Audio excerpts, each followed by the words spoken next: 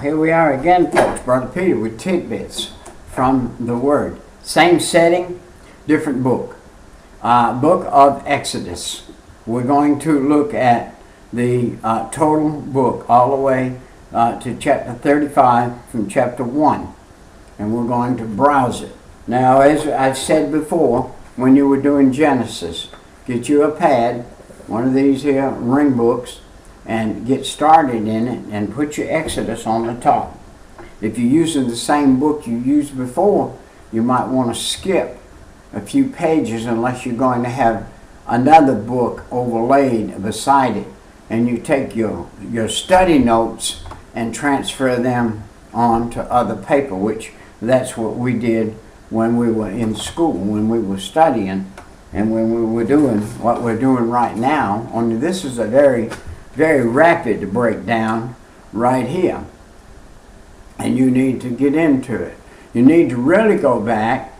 If you haven't done Genesis, you need to go back to lesson 1 in the Old Testament of Genesis and go through it. After you go through it, Exodus will fall in place. If you are in Exodus and you haven't done Genesis, you've missed the punchline. Everything has a punchline.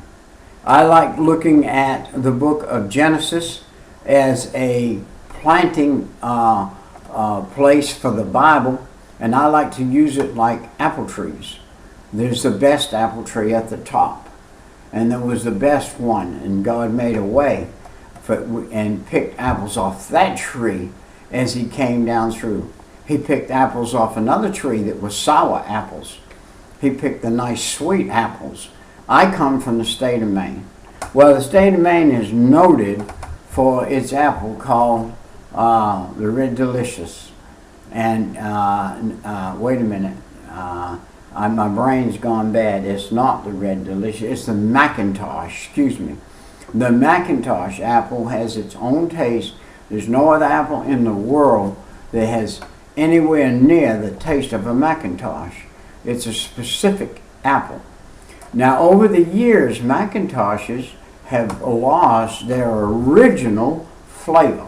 Over the years, the Bible has lost its original flavor to people because they haven't gone back.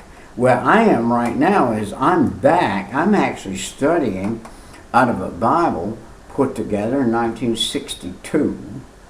And out of some, back in those days, when people really studied and broke down a book in the Bible, they really were into the Bible. It wasn't like today where you can take a computer and ask it, give me an outline on the book of Exodus, and the computer pops it up there and it has an outline on the book of Exodus. It's not like you dug it out. It's not like you took and you actually worked at it physically and read it and studied and read and studied and got this man's book and that man's book and this man and that man's book and got outside probing of it, inside probing of it, and the people that put together when Martin Luther put together his notes. I love it. Martin Luther used no presumptions. When I was studying him, and as I study Martin Luther all the time, and as I was studying him, he didn't use any euphemisms. He didn't use any presumptuous speaking. He didn't use, it might have been or maybe. He used only the facts. And he called out everything that wasn't a fact, that was a euphemism or a presumption. He didn't presume anything, nothing. Everything he put down was factual. The second book of the Pentateuch. Now, what is the Pentateuch? The Pentateuch is the first 5 books that Moses wrote. And they have names. And they are like the law and the prophets, and they have names. And so we're not going to go into that right now, though. And the subject matter of the first half of the book, the departure of the children of Israel from Egypt. Now we have the beginning of God separating a group of people from a place after 400 years of being in Egypt. Now they are separating from there. Wow, what a story. God had a plan. They did not leave their poor beggars. They left them loaded down with everything, all the supplies they would need for a pretty good period of time. Now you got to remember that during that period of time, God has sent them out into the desert. They're not in a promised land. They're not in a place where they can grow wheat. They're not in a place where they can go pick something off a tree. They're not in a place where there's food. They're not in a place where there's water. God had to provide every single solitary thing that they needed. He's told Moses to speak to a rock. He told Moses first, strike the rock. He did, and water came out of the rock. That rock, Jesus says himself throughout the Bible. He said, I was the water.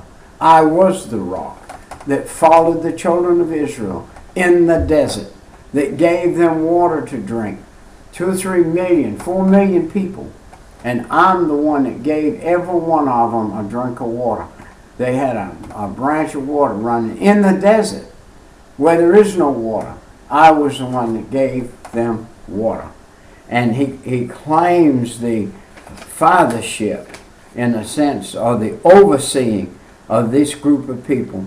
And the subject matter in the first half of the book, it depicts the children of Israel from Egypt. And the word is Exodus. That was to leave that land.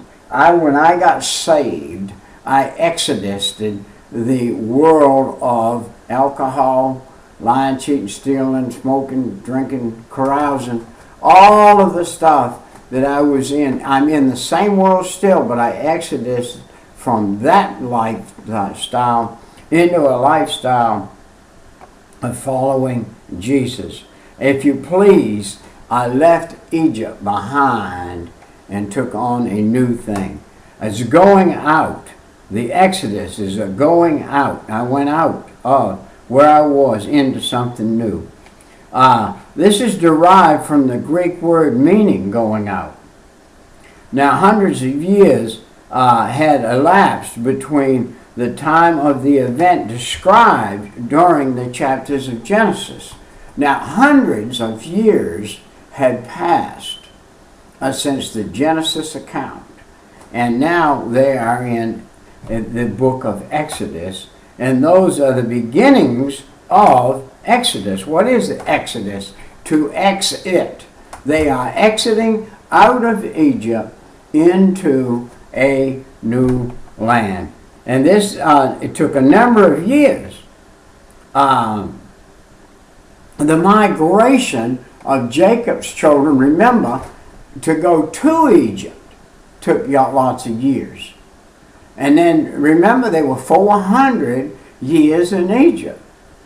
And now they're exiting again out of Egypt, and they're given as 430 years, by the way. Chapter 12, 40 through 41 is like 430 years of time. Can you imagine how many hundreds of thousands of children were born to the Israelite children during that period of time? And how they were, matter of fact, the Egyptians began to get afraid. They said, hey, these Israelites, which are our slaves, are more than we are. They're more than we are. They could uproar and take us over. And they began to get skittish about it. And Pharaoh began to clamp down. And remember the stories now. As you will study them, you'll remember them. Israel was leaving the fertile land of Goshen. And you know what amazed me, and I shouldn't get in storytelling and preaching here, but one of the things that amazed me the most is God always gave them the best.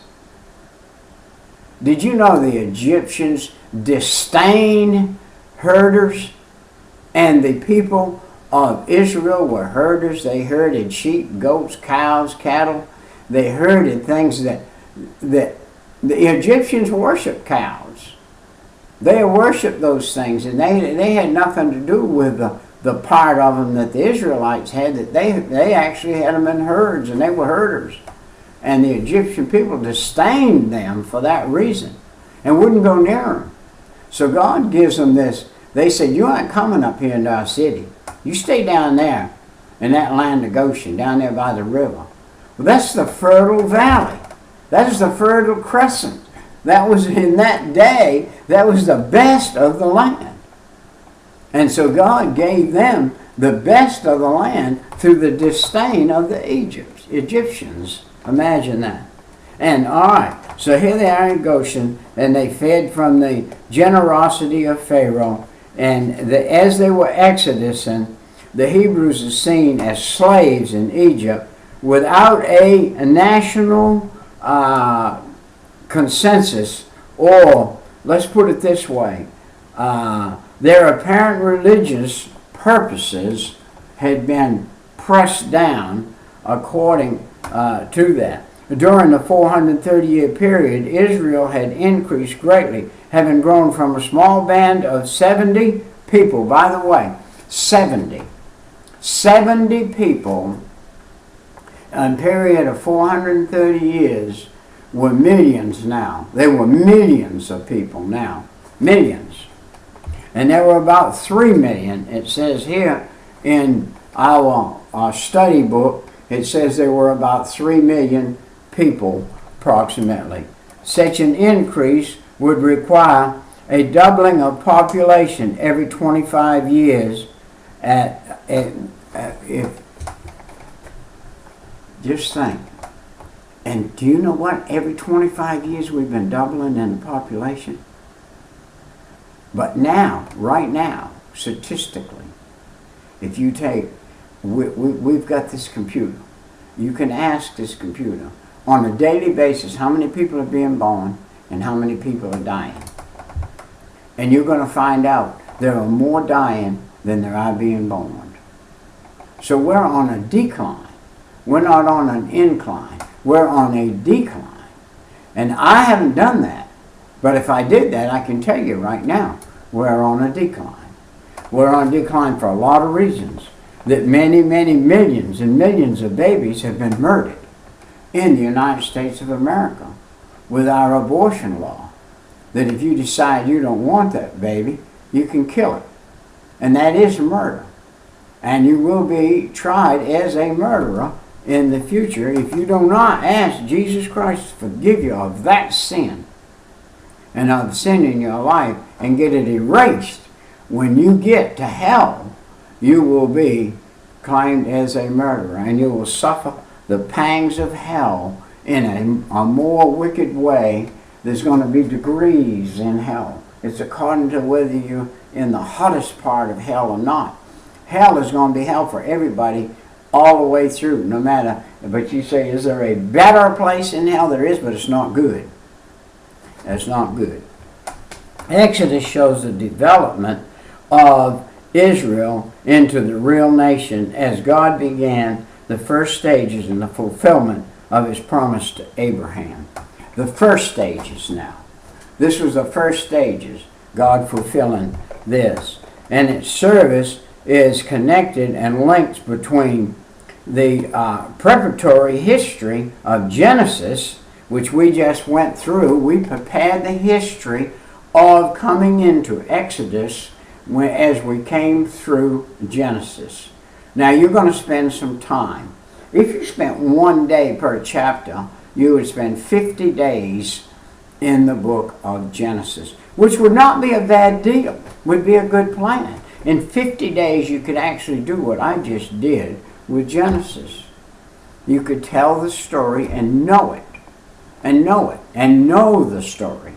And just like you say, well, on my 5th birthday, I remember getting something. Well, you can remember what happened in the 5th chapter of Genesis. On my 6th birthday, I got something then, or I did something then. When I was 6 years old, I remember. You can do that with the 6th chapter of Genesis. And you can go through 50 chapters, and they'll more than likely, if you're a young person, they'll be ahead of you, and you could remember what your grandfather did, or your grandmother did, or your mother or your father did. And you can put in place a system that you can remember things by. And I'm not very smart. I had an 8th grade education, and the only reason I got an 8th grade education is when I graduated the 8th grade that same year, I went down and joined the Navy. I was old enough to go in to sign up. I was 17 years old enough to join. See, I go down and get my papers and go in the Navy. And so that's where I was in life. I went to a one-room schoolroom for many years, 6 grades in one room. And we learned in the 1st grade the same thing we learned in the 6th grade. And the 6th graders learned the same thing they learned in the 1st grade. And so we went through. But we really learned what we learned.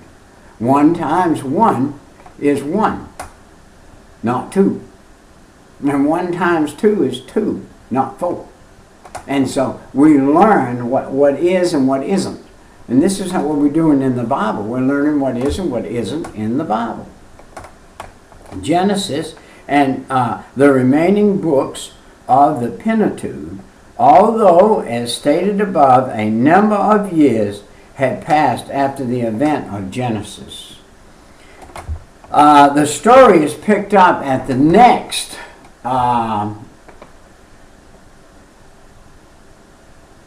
portion. It occurs in a name of Exodus, which means to go out, to exit.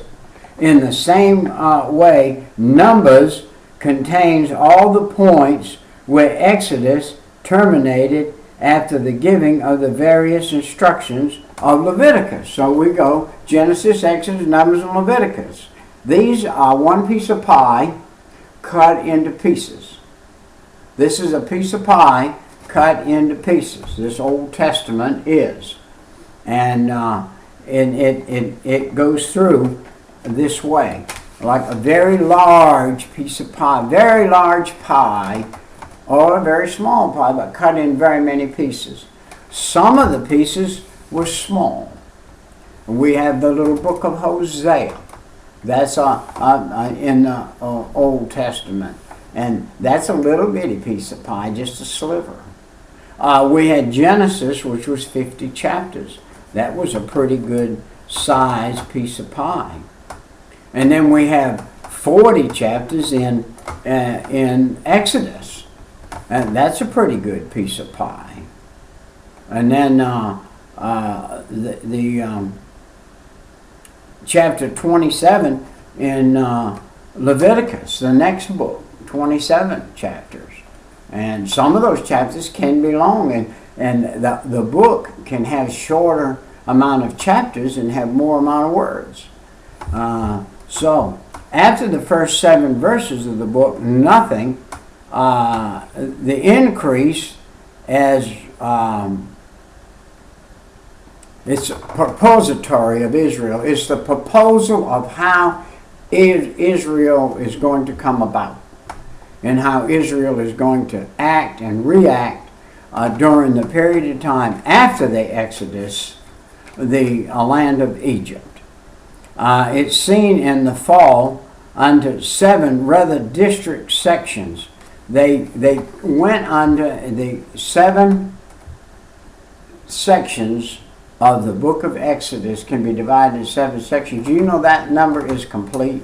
That's called a completeness. Number 7, as you learn your numbers, as you're studying the Bible, you learn your numbers and what the numbers are. And you can go to faith.com LaGrange and request a statement from them where to get a card on numbers, or they perhaps would even send you one of those. I hail out of faithlagrange.com, and you can ask them for a copy, and that lady and the secretary there at that church would fax you a copy of the number system used in the Bible. Now we see the suffering of Israel, chapter 1 through chapters 8 and verses 7, and chapter 7 and verse 7. And 1 through 8 and verse 7 through 7. And the section including the birth, the education, and the flight of Moses. Now, here's a man God is going to pick out of a crowd. And you remember the babies were all being killed in Egypt so that they wouldn't have any more babies because there were more people than the Egyptians, so they were getting rid of them. So Miriam has this baby. Miriam's mother has this baby, and he has a sister named Miriam, and this baby is put in a basket and put on the water. And the why God had the lady come down there and bathe in the river for some reason. The head lady, she came down and she bathed in the river for some reason. She had the best bathing houses in Egypt they had of anywhere in the world. They had warm baths, and they had all of the stuff that was necessary for them to enjoy life there. So she went down to the river and she picks Moses up out of the basket. He was the chosen of God, and God used a way to do it. And he is going to be the deliverer of his people. He is going to have the conquest to return from Midian to Egypt, and his first influential attempt to prevail upon Pharaoh is to let the Israelites go.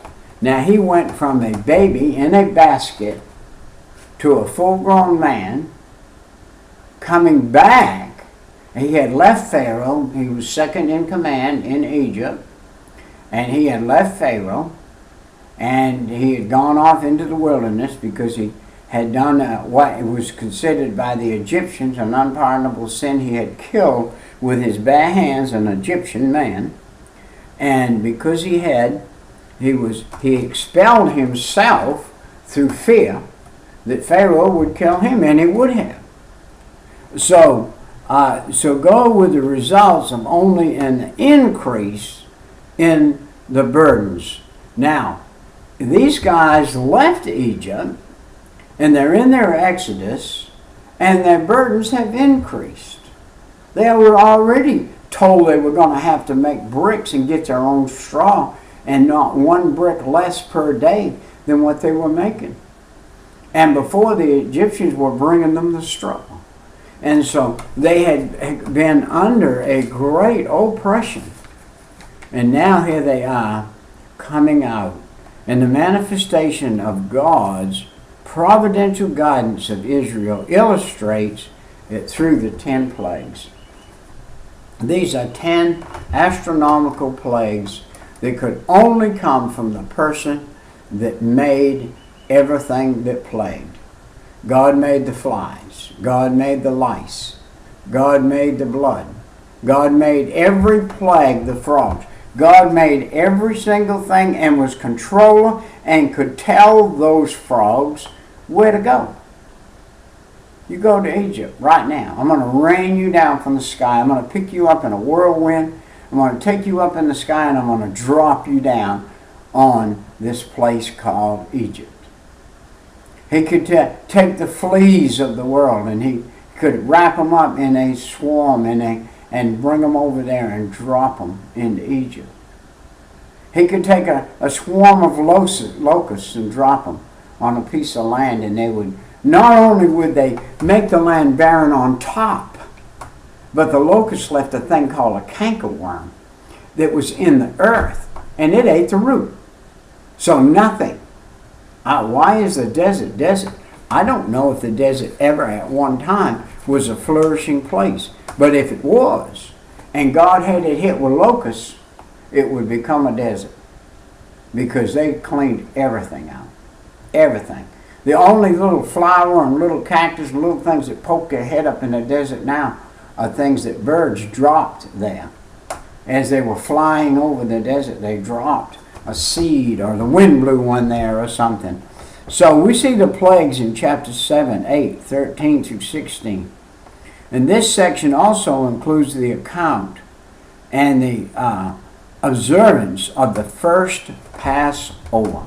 What was that? You remember the death angel came to the land of Egypt and it went through Egypt, it killed the firstborn. Do you know that was the oldest person in the house? I know we see movies, and we see movies that show babies dying, and that wasn't the fact unless they were the first baby. But the fact of the matter is grandfathers and grandmothers and grandpas and pas and wives and husbands, and those were the ones dying. The firstborn of each people. And the guiding of the people to Sinai. Now, here we go. We're starting off on a spiritual trek now to the place, the mountain called Sinai. In chapter 13 through chapter 17 and verse 18 and verse 27, which tells us the departure and the miraculous crossing of the Red Sea. Not only were the plagues something God did, but God opened the Red Sea. Now let's just say we've got 2 to 3 million people, and they're going to cross the Red Sea. Do you think that's going to be a little bitty road? No. That's going to be wide enough so that the sea, as it stood up on its sides there, were mountains high, and that the children of Israel went across it. And let me tell you another thing you're going to see as you study this history in this book, is that the Egyptian children attempted to cross. As they got down there with their chariots and everything, and they got near where the banks were to get up out of there and to go up out of there, God dropped the water back down on them and drowned the whole crowd. By the way, this very day, they can go over there and go down and find chariot wheels and find chariots and find things in the bottom, in the muck, in the bottom of that ocean, that water, that sea. The event of the journey from the Red Sea to Sinai includes the coming of manna. Manna. This is another God act. Here's another God act. We saw the 10 plagues. We saw the river opened. We saw them come up. And by the way, every time they came out of somewhere, God said, you pile up 12 rocks right here. And you pile up these rocks that say that this is a monument. This is what I did.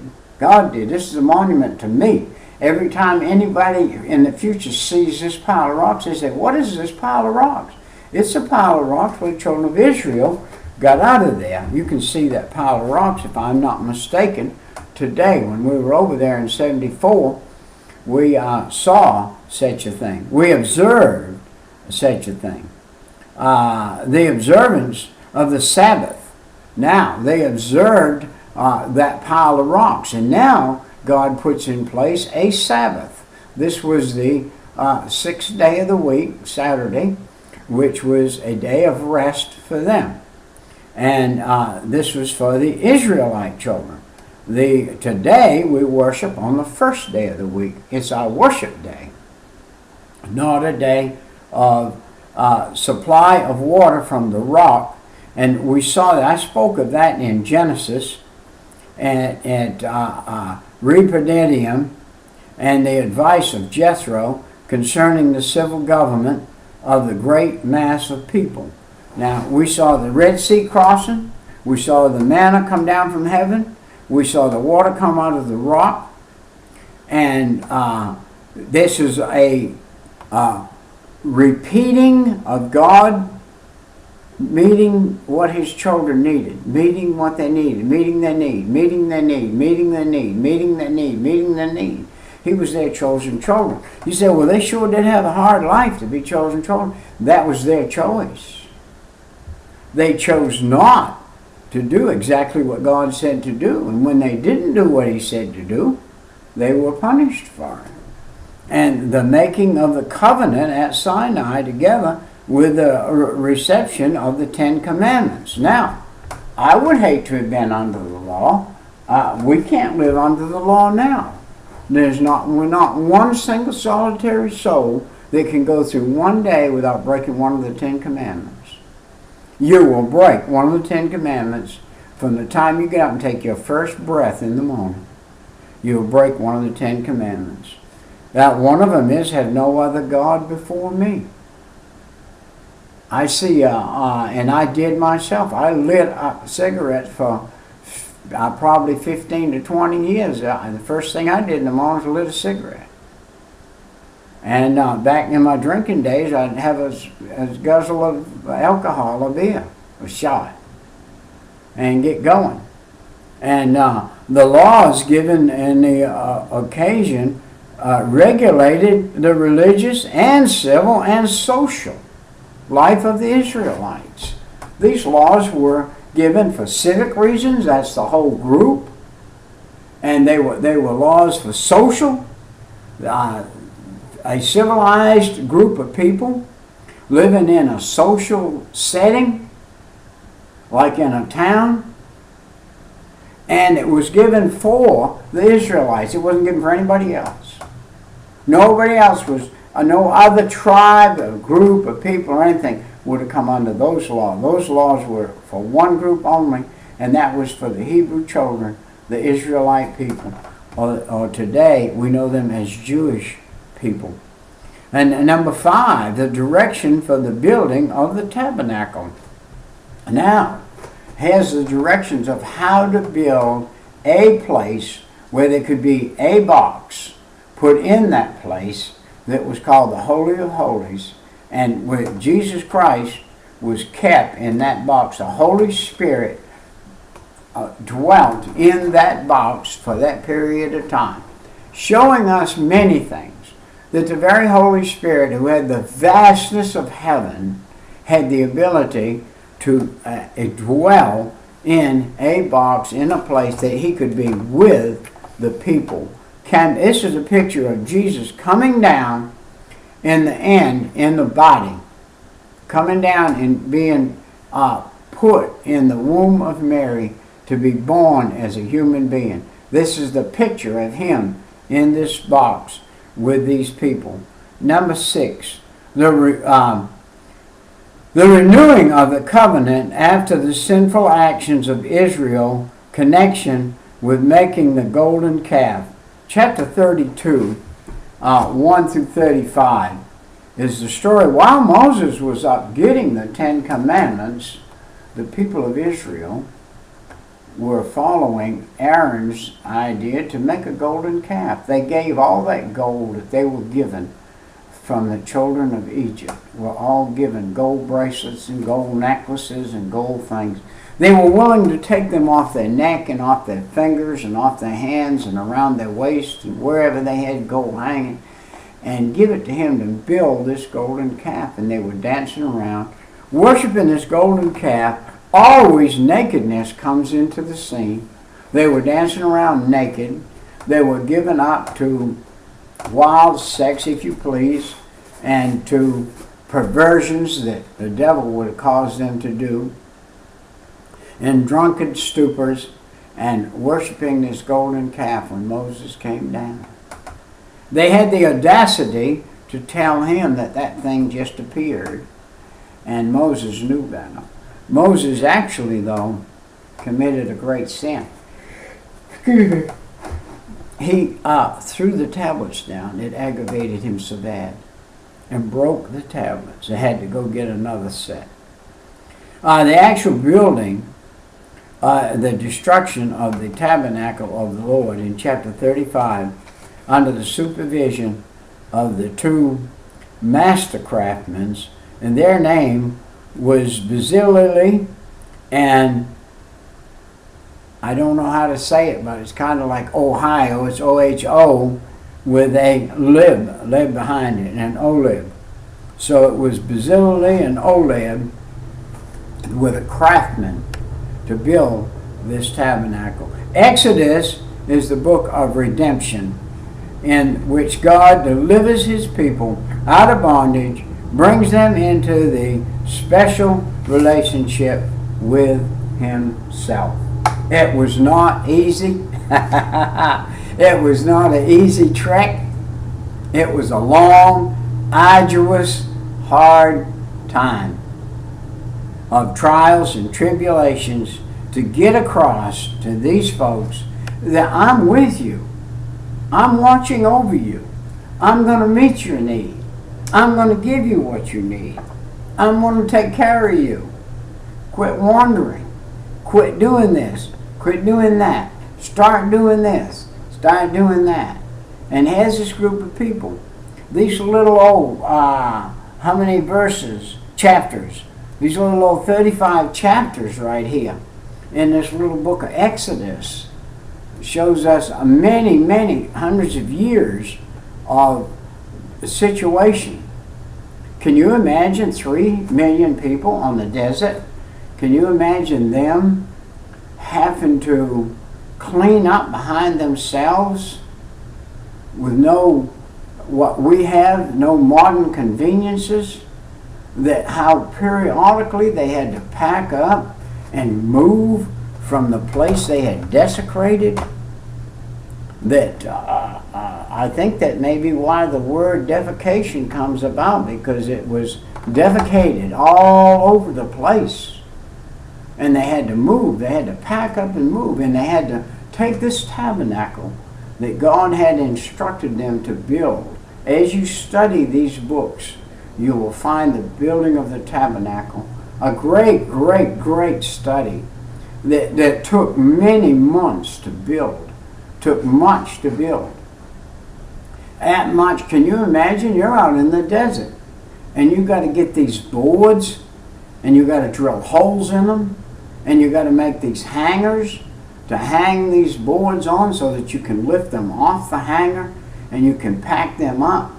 And you can take them and drag them across the desert with camels or whatever and set that thing back up. It undoubtedly took a month or two to take it down. Undoubtedly took a month or two to put it back up. But then that month or two could have been brought back down into a few days with a few million people. And there was a group that knew how to build it, knew how to take it down, knew how to set it back up, knew how to set the post up, knew how to set the ropes up of camel's hair, knew how to put the gold on the post. This was the richest piece of, if you please, what would you call it? Real estate. The real estate that was under the tabernacle was the richest piece of land on the earth. On the whole earth was the richest piece of land. God had devised this tabernacle and all that was in it, and all the gold that was overlaid in it, all the brass, all the rods, all the pegs that went at each gate, the woven camel hair, and the hair that came down from the post. There was a certain amount of post every certain place, and then there was a certain amount of woven, the tapestry, and then there was that great veil that hung there that no man could penetrate. You could take all the elephants of the world and put 50% on one side and 50% on the other side and hook them to it. They couldn't tear. They could not rent that veil or tear it. That was Jesus' job. He was the one going to rent the veil. When he came off the cross, he was going to go down through that veil. He rent it from top to bottom. My picture is, and this is presumption, I guess, that when he left that cross, he went through that veil. Said the veil was rent from top to bottom. He said, "It is finished." And the veil was rent. He was gone. He left his body before it was put in the tomb. And he was gone. There were some things that happened there where the towel got folded and all of that stuff. But God's able to do all of that too, as well as be left the body. As he walked through hell after he left the cross, he preached to the captives there. And then he went over and he preached to another set of captives, those that were in paradise. And he preached the cross to them. And then he took them from paradise with him up. And they stopped at the earth for a few minutes while he went over and got his blood in a basin that he had shed under the cross on Mount Moriah. And remember, the blood that Abraham shed of that lamb, of that ram, right there, on that same mountain, on that same spot, that was a place of blood. He picked the blood of the Old Testament up. He picked the blood of the New Testament up. That was his blood. He finished the Old Testament, and he took that basin of blood up there, and he, before his Father, and he put it on the altar of sacrifice, finishing up the Old Testament. No more blood would have to be shed from the Old Testament. That was the end of the shedding of blood of the Old Testament and the beginning of the shedding of blood of the New Testament. So here we had both bloods, the ending of the blood and the beginning of the blood, covering the sins of mankind. So now, when we perish, our bodies perish and go to the grave. On this, our souls and spirits can go directly to be with God in heavenly places, and we're covered by the blood of Jesus Christ. Every single soul that accepts Him as their personal Savior is covered by that blood.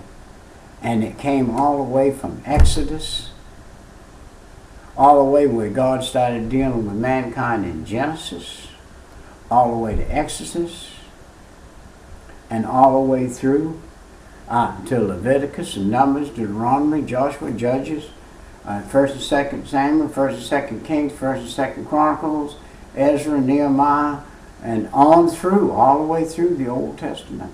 All of the books He came through. And then that was the Old Testament blood coming through. And then when He hit the New Testament, out there in the book of Matthew, and tells the story of how God redeemed us today through His Son, Jesus Christ, who came deliberately and sacrificed His life for us. If you've never said, Jesus, I'm a sinner, forgive me of my sin, come into my heart and save my soul, you need to do that. I know there are many Bible studies out there, especially Old Testament ones, especially in the line of the Jewish people, who are God's chosen people. And they need to accept their Messiah. And they need to accept the New Testament of today. And they need to see that they've sat for years, hundreds of years, thousands of years, 2018 years, they have sat on the Old Testament and not opened the New Testament. They need to open it up. Get Jesus in their heart. They need to become Messianic Jews. That's a Jew that believes that Messiah was Jesus Christ, and He was the Messiah that came for them. Now I've got meddling in the middle of teaching, and I'm bad to meddle when I'm teaching, because the reason I learned what I'm teaching is so that I could meddle in it, and that I could repeat what we've learned as we've gone on, as we went through school. And we learned about what we just read this little old thing in about 35 or 40 minutes. But when it was a study, it was a great study, a big study, a thick study. And there was more to it than just covering the name of the event, but going through the event. In the amount of years, it was many. Some of these events were many years. The children stalled in that place. If you were going down the road and your battery went dead in your car, you don't have any money, and you're in a land that you don't know, and you need a battery, you're in trouble. How are you going to get a battery? You don't have any money. You just got what gas is in your tank, what battery you had in your car, and now you got to dig up a battery. Who's going to give you a battery? Who's going to loan you a battery knowing that you're not going to bring it back?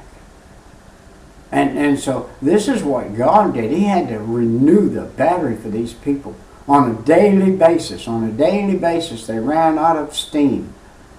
And God had to give them a new barrel of steam. He gave them manna from heaven, something to eat in the middle of a desert where there was nothing to eat. No animals roaming around that they could kill and eat. Their animals' supply had got low, and they had no no way of doing this and that. And God said, well, look, I'll feed you. I can feed you.